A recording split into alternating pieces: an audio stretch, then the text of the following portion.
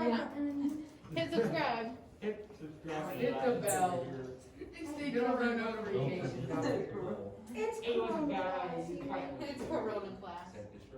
Okay, so in all seriousness, yesterday we talked about 4 different characteristics of life.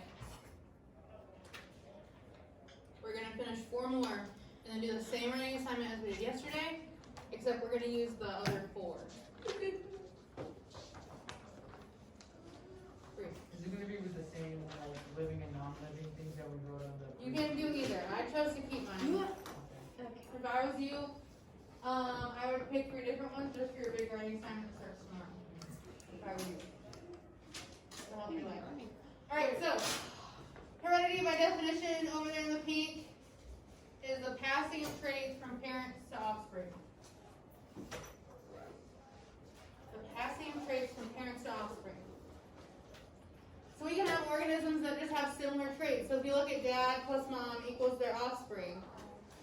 The offspring, the girl with the blue hair here, where did she get her hair? From who? The dad. Dad. Where did she get her eyebrows? Mom. Where did she get her eyes? The dad. Where did she get her nose? The mom. Where did she get her lips? Mom. Where did she get her chin? The dad. Dad. I think that's about it. Where did she get her ears? Skin. Oh.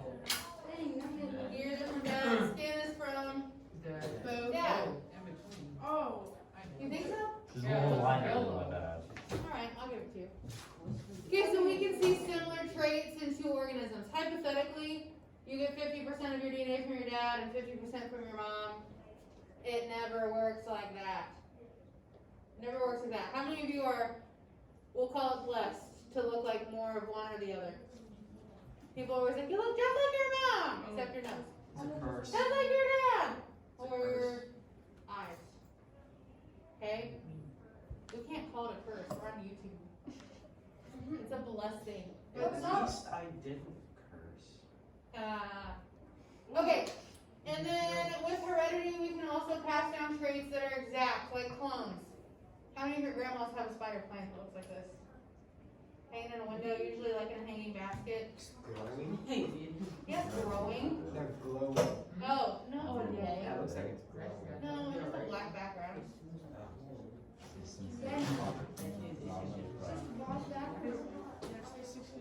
So on these guys, on these plants, this is the mama plant here, and then they will grow these big, it's like a rat's tail, and then they'll have babies on the end of them.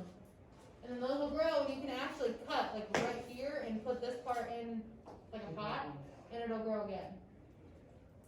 Okay, so we can also have clones. Then we can have mixtures of traits. So these are called snapdragons. They're real big, pretty flowers. They're usually pretty tall, like on a big, thick stalk, but the flowers are like on the top part. So you get red snapdragons, white snapdragons, you get all kinds. But if you cross a red with a white, you can get a pink, which is a good mixture of the 2. Carson? That spider plant, what happens is there different colors or is it the same? No, they're all the same. The green, and they have kind of a white strip down the middle. What happens if you put more than one in it? Nothing?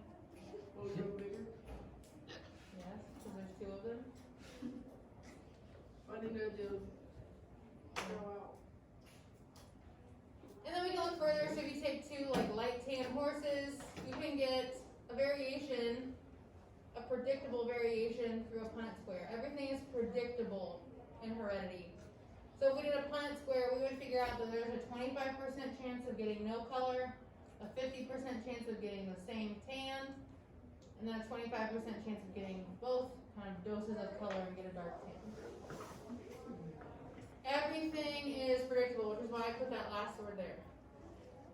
Everything is predictable. Questions about heredity? Okay. So the next one is responsiveness to the environment. Responsiveness to the environment. You having troubles? Yeah.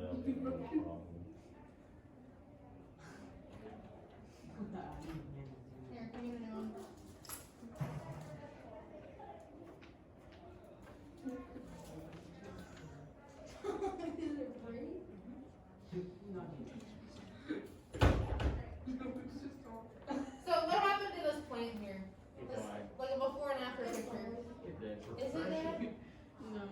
Don't start this again, please. Okay, stop. So what happened to, what do you think happened to this plant? It did die, but why? Didn't get enough sunlight on Didn't the get water. enough sunlight, or water, or soil, we could talk about it forever. Okay, but the response to the environment, okay, here it was happy, he was finding lots of sunlight, lots of water, yay. And then somebody forgot to water him when they went on vacation. So his environment has now changed. It's dry, maybe it's dark, too sunny, etc. His response to the environment is to wilt and die. That's the response. Here, what happened? It's a tan line, okay, with shoes and socks. What was the environment? Sunny. Stop. Sunny. Oh. So what happened to the legs? The tanned. They tanned. No way that person's that white. I don't know. We got Jamie. What? I mean, I used to- What? What? Missed it. Oh. Okay, so his response, his legs environment got super, super sunny. They tanned. His feet, though, His feet. didn't get any sun, so they stayed white. What about here? Deer. It is deer, correct. I'm glad we can identify animals. Not so much blending in. What are they doing? Keep it still. They're looking at something. They're looking at something. Looking at something. They've been startled by what? A deer hunter. A sound. The sound. It doesn't take much. Okay, that deer in the headlights look, doesn't take much. So they were just chilling, probably eating, as somebody said, and then some sort of sound. It could have been a hunter, it could have been a tree falling, who knows what it was. But something happened that caused them to look. That's their response. If you get scared, what is your response? Running. Ah. Oh. Okay, some people look, some people are like, ah, Mr. Schweitzer does like the pterodactyl. Ah, scare him, it's fun, because he literally goes like this. I'm serious. I think the deer are looking at it on the You camera. think so? Yeah. Okay, so if we went outside, it's really, really, really, really, really hot. That's your environment. How does your body respond? Sweat. Sweats to death. That's the way your body cools off. All of these are responses to the environment. Questions there? Nope. Okay. Growth and development. Okay, over here in blue. Excuse me. We have to have phases of life. Sometimes they're very, very distinct. Like the phases of a butterfly. You're very obviously an egg. Then you're very obviously a caterpillar. Very obviously a chrysalis. Very obviously fresh, and then a butterfly. They're very clear, like start and stop. You're an egg, okay, no, you're not an egg anymore. Now you're a caterpillar. Well, you're not a caterpillar anymore because you're in a chrysalis. They're very clear, concise phases. Carson, question. What does a frog start? An An egg? egg. And then A tadpole. I didn't know. And then a two-legged frog. Pretty sure it's a 4 reason. No, you start with two. They start with two legs, right? Yeah. I mean, gradually, yes, they will grow all four. Okay, and then in humans, okay, we can very clearly say, like, you're a baby. Okay, you're a toddler. And then there's this, like, weird age from, like, 3rd grade to 5th grade where you're like, you're like a kid. You're just a kid. And then a teenager, middle age, and then you kind of decrease again. Very distinct phases of life. Okay, they grow and develop, they change. Same thing with a plant. Okay, they're going to be a seed, grow cotyledon, be able to reproduce. Okay, they have very distinct phases.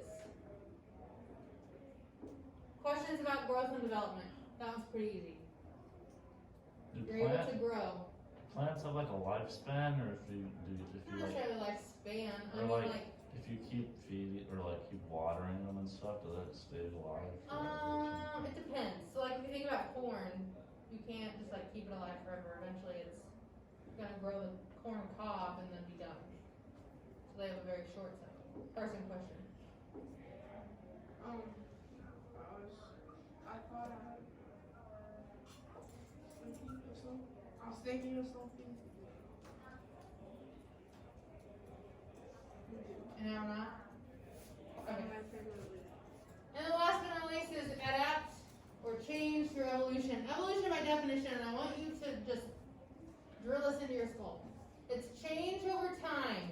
Slow change over time. Based on need. There's a slow change over time based on need.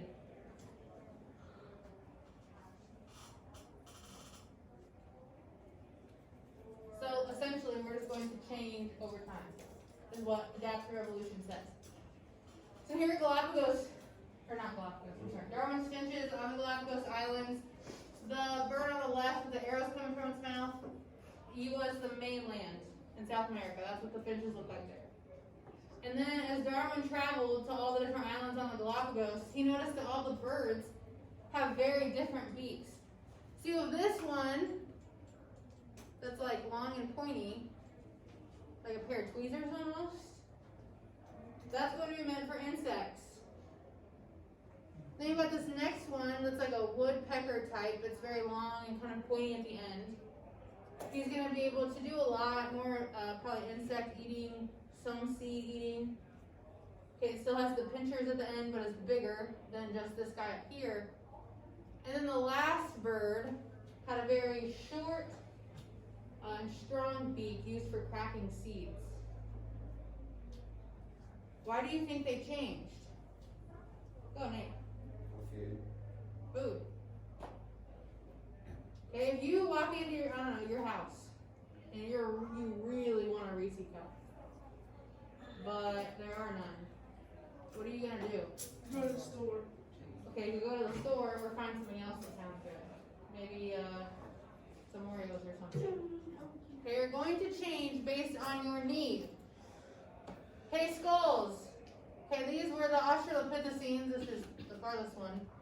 Homo erectus, Homo sapiens, and then these were more like Neanderthals, and then us. Okay, so Australopithecines would have been what scientists think would be like the farthest common relative before we got to Homo sapiens, which is us. It's a monkey skull. Not quite. Okay, but what are some changes that we see? Big drastic change. Carson. The jaw. The jaw. Okay, it was really, really long and kind of flat, and then it got a lot shorter. What else? Reese. The head. Like The shape of the head. What does that indicate? The brain. Brain. Okay, for some reason, okay, our brains obviously changed size, and so our skulls had to accommodate that. What do I hear? It's a woolly mammoth. So the second, or well, I guess the one like closest to the top would be a woolly mammoth, then to the right is an elephant. But then if you go to the left here, still cousins of the elephant. Okay, they have a very, I don't know if you would even call that a trunk, more like a pointy nose, but and no tusks.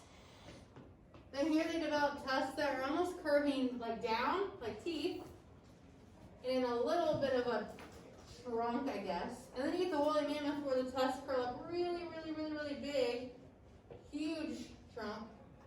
And then the modern day elephant where the tusks grow straight down along with the trunk, which looks more like this guy, the second one, and an even bigger trunk.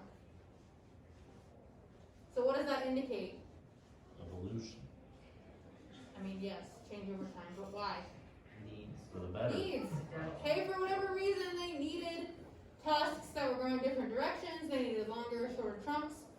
There was a need, and so through evolution, we were able to change. This was a really cool one too. So I know you can't tell the colors very well. So you've got a human arm, a lizard leg, I guess, a cat leg, a whale flipper. It's a flipper for crying out loud. A bat wing, a frog leg, and then a bird arm, I guess. If you look at these bones here, they're all colored, indicating that they're the same bones. Arranged differently, based on what? Adaptation. Adaptation or need. Okay, I'm not saying this is the order that anything happened. That's not what I'm saying at all. But there was some sort of common what? Not need, not a you. Yes, common bones, but what does that indicate? Same thing. You're getting warmer. could say the same thing we came from, also called a common ancestor? A common ancestor, does that phrase ring a bell at all? Yes. Sort of, for some of you? Okay, common ancestor meaning that we all came from something that had this similar bone structure. And then based on need, that changed. Based on need, that changed. So we could say that the whale came first. Okay, whales obviously have big flippers. Would you be able to take notes of the flipper? Yes. Or hunt? Or eat on land? Yeah. No. So there was some sort of need developed for us to develop this long arm with individual phalanges or fingers. It's all based on need. Questions about adapting through evolution? Okay, so then today you're going to do your 4 paragraphs just like we did yesterday. So Nora, to catch you up. A paragraph on why, and Nate will share his living and non-living list for you. Well, I also have a question about that. Yeah. Okay, so you will share the list. Okay, so we're gonna start with heredity. A sentence why a cat is living because of heredity, a dog is living because of heredity, a lizard. Then why is fire not living because of heredity, and so forth. So how many paragraphs should you write by the end of the day? 4. 4. And how many sentences will they have? 3 to 5. 5 to 7. 6. Because you have 6 things. Oh, yeah. 3 and 3. Wait. Oh, yeah. Oh yeah. Huh. Wait. Interesting. Nate, your question first. Well, I was going to say, I don't know if I did that when living. Oh, you can put on there. Reese, question. I'm confused with the adaptive evolution. Like, what if you said a dog for living? So you could refer to this picture kind of here. So somehow they have the same arm and hand parts that we do. They're called the same thing. They have a femur. They have a humerus and a radius. They have phalanges. They just look a lot different based on what The adaptive needs. Okay. Questions. All right, you the rest of the period. Just ask when I see the puppy I got yesterday.